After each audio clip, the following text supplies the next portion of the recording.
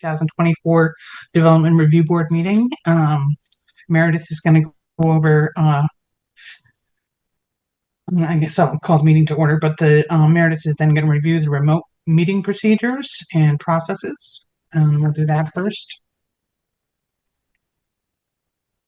Because everything shut down, Sharon, can you just introduce the members Sure. that are here so that I can open up my documents again? Yeah, absolutely. So I'll start with myself and then maybe we'll go to you, Alex. So I'm Sharon Allen, the chairman. Alex, you want to go next? I'm Alex Hallas, committee member. Rob? Rob Goodwin, vice chair. Brian? Brian Jones, board member. Great. And we have Isaac here too. Is that from the applicant? Is that correct? Yep, here I am. Okay, great. Thank you so much.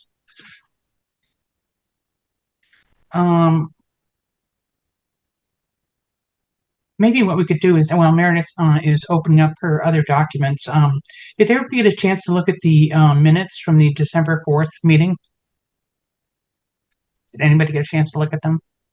I skimmed them. Yep.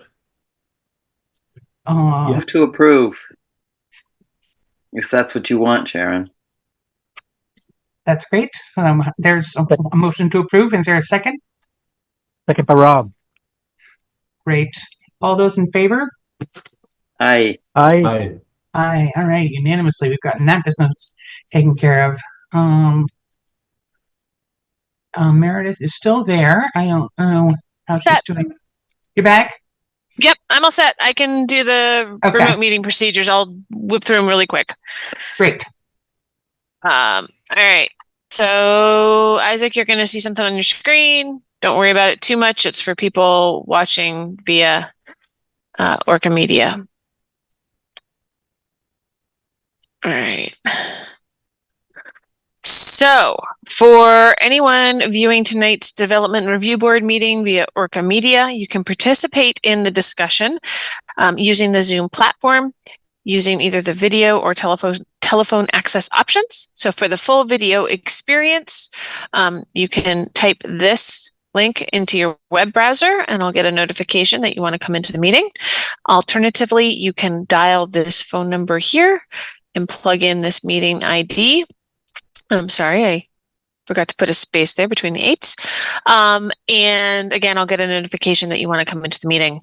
If anyone is trying to get into the meeting and is having problems, please email me at mcrandall@montpelier-vt.org.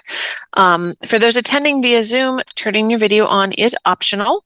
For everyone attending, please keep your microphone on mute when you're not speaking. This will reduce background noise. If you do call in on the phone, you can use *6 to mute or unmute. We don't have that many people on right now. It's all members or the applicant, so I'm not going to worry about making sure everybody's muted. Please note that in the future, if we have a large group, large number of attendees, I will probably just have everybody muted, maybe except for the board members, and people will have to raise their hands and ask to be unmuted if they want to talk. Please reserve the Zoom chat function for troubleshootings or logistic questions only. I will now turn the meeting back over to the chair. Okay. Tonight we have in front of us an application from 585 Elm Street. The owner applicant is Isaac Lawrence, and it's a sketch plan review for a 2-lot subdivision. And if you want to just give us a very brief overview and then we'll let Isaac speak, that would be really helpful. So like you said, it's a 2-lot subdivision. There's already a home with, if I remember correctly, because it feels like it's been a really long while since I wrote this, more than one dwelling unit on it. I can't remember if it's 2 or 3 right now. Sorry, 3 dwelling units. And there's more than enough room on the parcel density wise for more dwelling units. He's proposing to roughly split the parcel down the middle. One of the complications here is that it does abut the north branch of the Winooski River. And so for one of the few times in the 5 years I've been here, the board does have to consider the river hazard area regulations, in that when that comes up for subdivision, you need to consider the developability of the parcel given that floodplain situation. Now, the applicant has gotten what we call a LOMA, a letter of map amendment, that is a more detailed review of where that flood hazard line is. And that shows on the plans to show what land is high enough that it is out of the special flood hazard area or their floodplain, and shows where the land is that's more easily developed.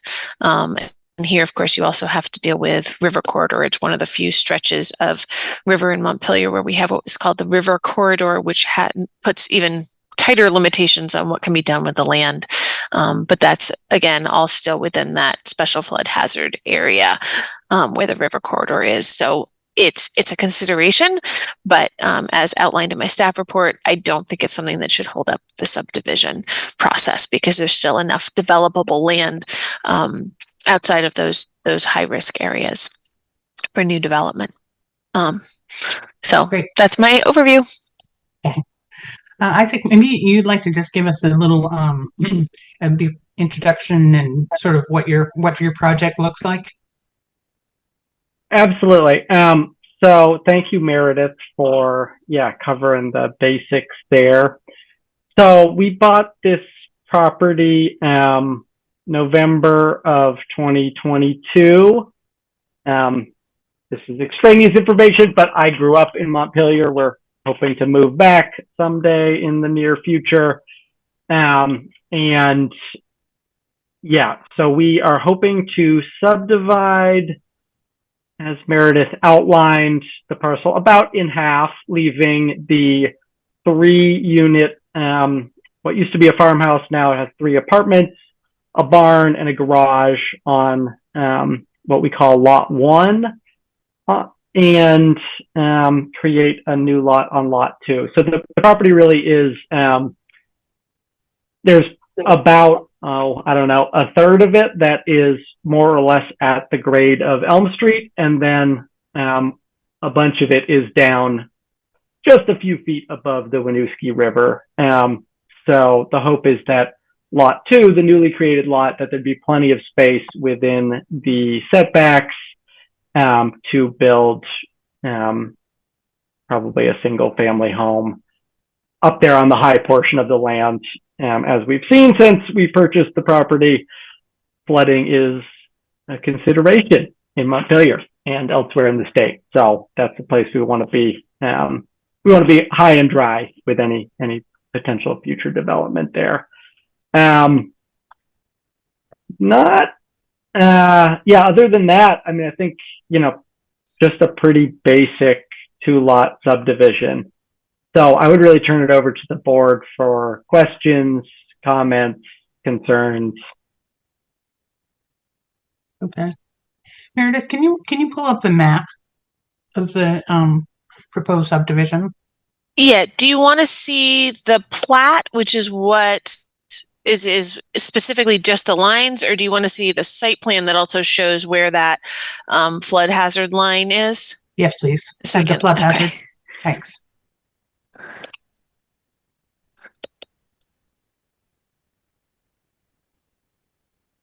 All right. Can you see that? Mm-hmm.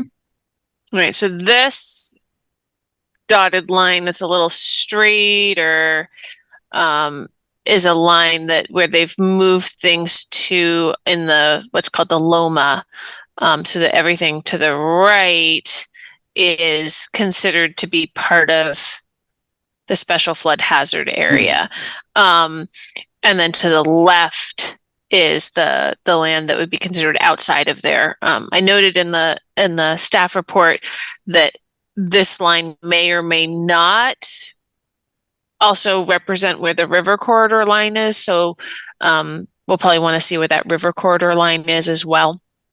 Well, not we probably will. We will need to see that. But it's very, if it's not exactly the same, it's very, very similar based on my review of the GIS mapping. Okay.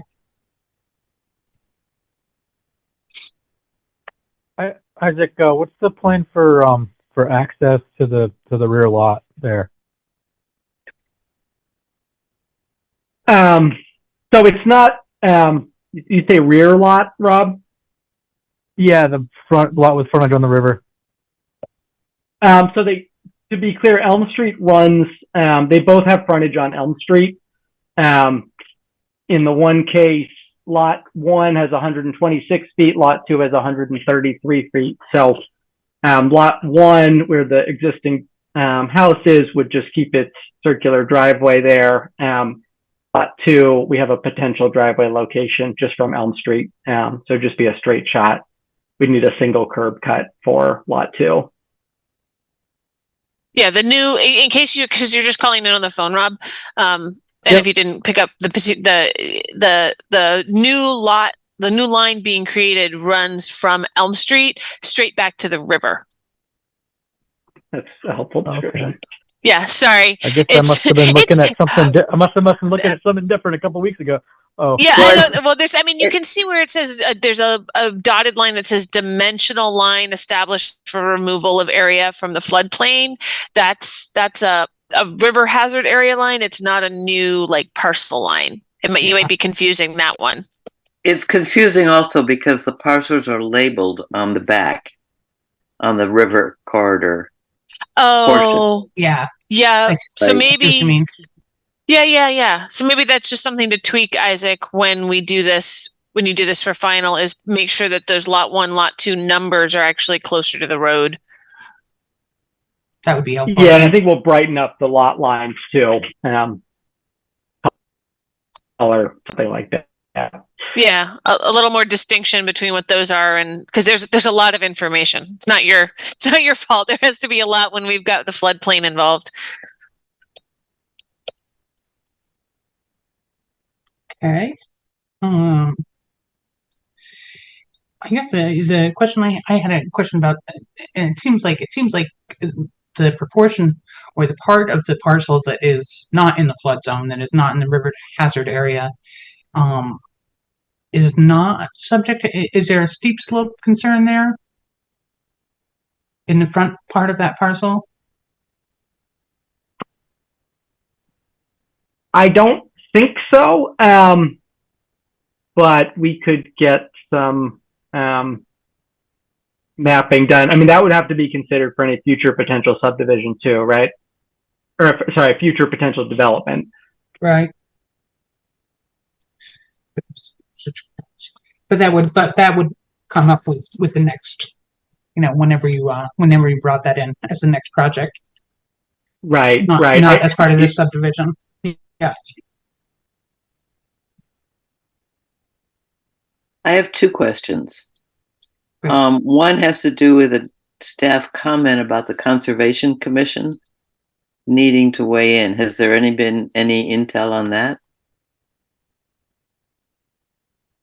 So I have not heard back from them yet. I know a lot of people have been on vacation, and they actually at their meeting that was supposed to occur like the same day as ours, the day before ours, something like that, a couple days before ours, that got canceled because of the flooding. They decided to move their meetings to a different day of the month.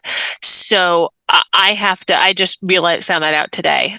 So I have to chase them down because I have not gotten confirmation from them on an agenda of getting this on their agenda yet. I did send it to the chair and the staff. So I'm chasing on that. And I'll make sure that those comments are incorporated before you see this for final. The other question I had to do with landscaping, but particularly with any existing significant landscape features, such as mature trees or whatever on lot 2.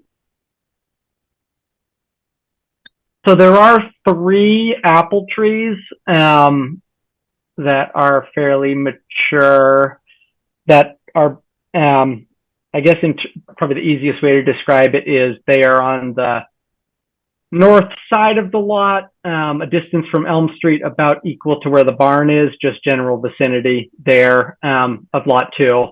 And the hope would be, so, I mean, you know, if we're going to put a proposed or a possible house site, the hope would be, and it certainly is possible on the site, up on the high area, to have a house within the setbacks that doesn't touch those trees. I will say one of the trees that was just reported to me has split in half, so I think there's now 2 trees, sadly. But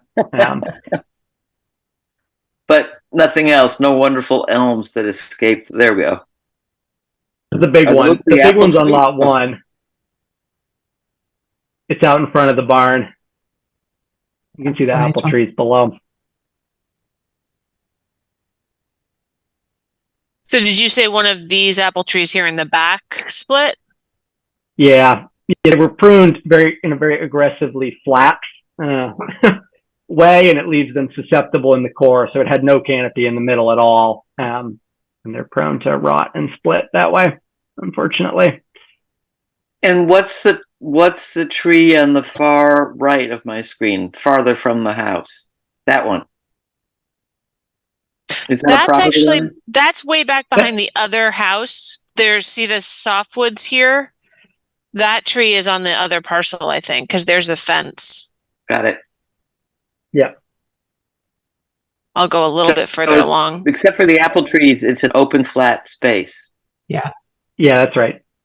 And there are these 3. These are on the property too. These 3, whatever they are. Softwoods. Spruce, pine, whatever. Yeah. Yeah, those sort of look like screening that was put in to screen from the neighbors, and everybody sort of built that up there. Yeah.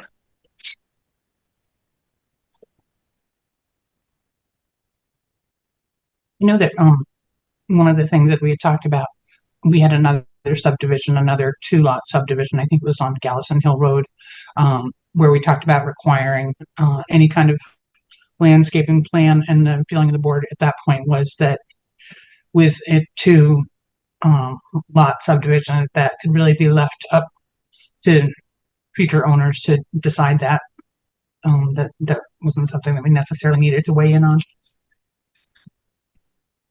Other questions from people?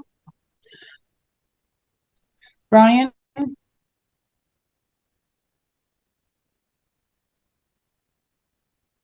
Other questions from the applicant?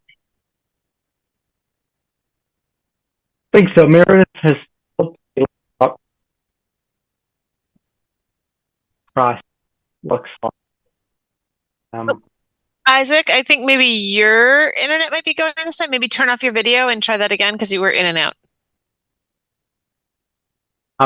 No, I don't think I have any questions, Meredith. You helpfully laid out in email what the rest of the process looks like.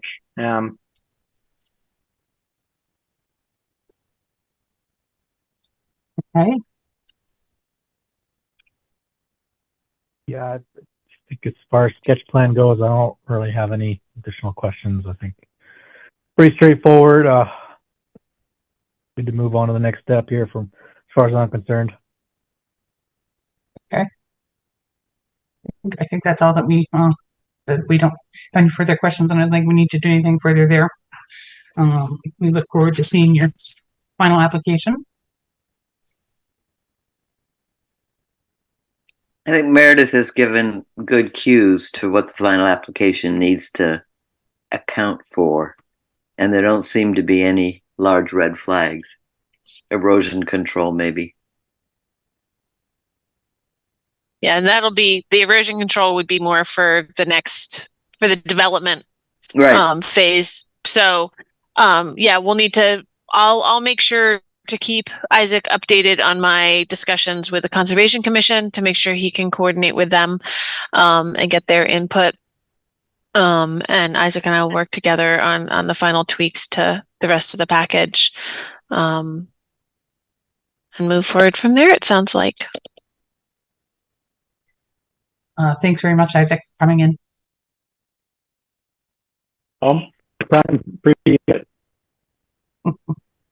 I'll send you a copy of the minutes once they're final, Isaac. So, because there isn't any decision from tonight, the record will be the minutes, but you and I can email back and forth about, anything that you have questions on the staff report. And like I said, about the Conservation Commission. So feel free to email or call if you have any questions before you hear from me. Sounds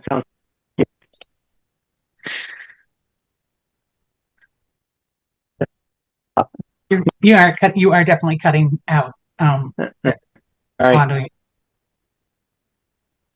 Well, I guess I can sign off. Have a nice night, everyone. Okay, thank you very much.